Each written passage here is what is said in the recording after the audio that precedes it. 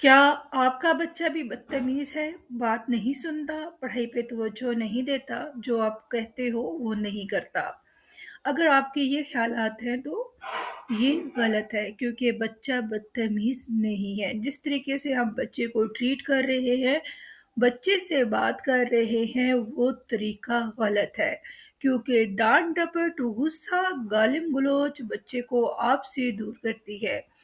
और अगर आप डाँट कर बच्चे को गुस्से से और एक अग्रेसिव माहौल में पढ़ाई का बोलेंगे, उसको बंडलाइज़ करेंगे, तो नतीजा क्या निकलेगा कि बच्चा पढ़ाई से भागेगा।